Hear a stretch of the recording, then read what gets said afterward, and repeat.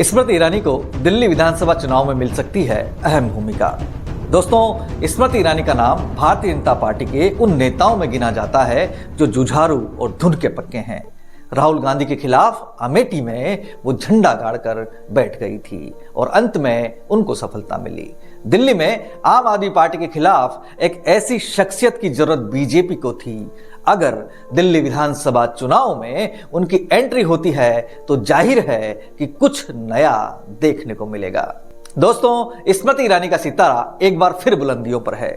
एक बार फिर वो लाइमलाइट में आ रही हैं। पिछले दिनों उन्होंने दिल्ली विधानसभा चुनाव की तैयारी में सक्रिय होते देखा गया था। अब खबर आ रही है कि पीएम नरेंद्र मोदी ने उन्हें प्रधानमंत्री म्यूजियम एंड लाइब्रेरी यानी PMML में कार्यकारी परिषद में जगह दी है।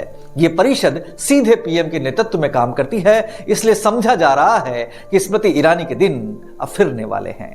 सोशल मीडिया पर पहले से ही चर्चा थी कि उन्हें दिल्ली के सीएम के रूप में प्रोजेक्ट किया जा सकता है, पर अब दिल्ली में बीजेपी बिना चेहरे के चुनाव लड़ रही है, इसलिए संभावना तो खत्म हो चुकी है। पर जैसा इंडियन एक्सप्रेस ने लिखा है कि उन्हें आम आदमी पार्टी के महत्वपूर्ण नेता और दिल्ली सरकार में मंत्री सौरभ भारद्वाज के खिलाफ चुनाव लड़ने के लिए भाजपा से टिकट दिया जा सकता है। अगर ऐसा होता है तो समझ लीजिए बीजेपी के जीतने पर वो सीएम पद की रेस में भी होंगी। ये मैं नहीं कह रहा हूं, परिस्थितियां ही ऐसी बन रही हैं और राजनीति अनंत संभावनाओं का खेल है, इसलिए इससे इनकार नहीं किया जा सकता। PMML कार्यकारी परिषद में एंट्री यूं ही नहीं मिलती है। दोस्तों, लोकसभा चुनाव 2024 में गांधी परिवार के एक सिपहसालार किशोरी लाल शर्मा ने बुरी तरह स्मृति ईरानी को हरा दिया था, जिससे वो राजनीतिक बियाबान में चली गई थी। पिछले करीब 6 महीने उससे भी अधिक वक्त तक सुर्खियों से दूर स्मृति एक बार फिर पीएम मोदी की टीम में शामिल हो गई है। सरकार ने प्रधानमंत्री संग्रहालय एवं पुस्तकालय की कार्यकारी परिषद का पुनर्गठन किया है। मोदी सरकार ने प्रधानमंत्री संग्रहालय और पुस्तकालय यानी PMML की कार्यकारी परिषद में स्मृति ईरानी को जगह दी है। वे पीएम मोदी के पहले 10 साल के कार्यकाल में शिक्षा मंत्री और कपड़ा मंत्री रह चुकी हैं। स्मृति ईरानी का इस लिस्ट में शामिल होना इसलिए भी महत्वपूर्ण है क्योंकि इसका नेतृत्व खुद पीएम मोदी करते हैं। वो परिषद के अध्यक्ष हैं, जबकि रक्षा मंत्री राजनाथ सिंह इसके उपाध्यक्ष हैं। पीएम मोदी की टीम में जाने का मतलब है कि उन्हें और भी महत्वपूर्ण जिम्मेदारियां मिल सकती हैं। अब जानिए केजरीवाल, सिसोदिया और आतिशी के बाद सौरभ भारद्वाज को भी घेरने की योजना क्या है भाजपा की। दोस्तों, दिल्ली विधानसभा चुनाव में बीजेपी की रणनीति है कि आम आदमी पार्टी के सभी नेताओं को इस तरह घेर लो कि वो खुद में ही परेशान हो जाएं। अभी तक बीजेपी की यह रणनीति सफल होती दिख रही है। नई दिल्ली सीट पर अरविंद केजरीवाल के खिलाफ प्रवेश वर्मा, सीएम आतिशी के खिलाफ रमेश विदुड़ी को खड़ा करके बीजेपी ने इन दोनों नेताओं को बुरी तरीके से फंसा दिया है। मनीष सिसोदिया भी जंगपुरा में मुश्किल लड़ाई में लड़ रहे हैं।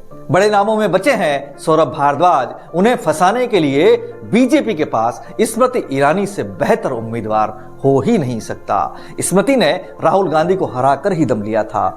उन्हें पार्टी की दिल्ली इकाई एक करिश्माई नेता के रूप में देख रही है। वो सौरभ भारद्वाज को कड़ी टक्कर दे सकती हैं। हालांकि स्मृति ईरानी ने इस पर कोई भी टिप्पणी नहीं की है।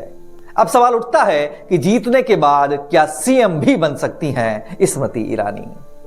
दोस्तों, स्मृति ईरानी हाल के दिनों में दिल्ली चुनाव 2025 के दौरान पार्टी की गतिविधियों में कुछ एक्टिव नजर आई हैं। उन्होंने कई मौकों पर बीजेपी मुख्यालय से आम आदमी पार्टी के खिलाफ मोर्चा खोला। अगर उन्हें टिकट मिलता है तो वो चुनाव जीत जाती हैं। इसके साथ ही बीजेपी को यदि पूर्ण बहुमत मिल जाता है तो निश्चित तौर पर उनकी भूमिका भविष्य में बड़ी हो जाएगी। दिल्ली विधानसभा में उनके बराबर किसी को न तो अनुभव होगा और ना ही उनसे बड़ा कद वाला कोई नेता होगा। जाहिर है कि सीएम पद की रेस में वो भी हो सकती हैं। और सबसे बड़ी बात, ईरानी पर किसी भी प्रकार का कोई आरोप नहीं है। उनकी इमेज साफ सुथरी है। जनता के बीच जमकर काम करने के चलते वो अमेठी में लोकप्रिय हो गई थी। जाहिर है कि उनकी इस कार्यशैली की बीजेपी को दिल्ली में जरूरत भी होगी। तो दोस्तों, ये विश्लेषण आपको कैसा लगा कमेंट करके मुझे जरूर बताइएगा। अब अलविदा, आगे ऐसे ही किसी शानदार वीडियो में आपसे फिर मुलाकात होगी। तब तक अपना ख्याल रखिए, अपने अपनों का ख्याल रखिए। मैं हूं आपका दोस्त प्रणय विजय और आप देख रहे हैं PTV हिंदुस्तान।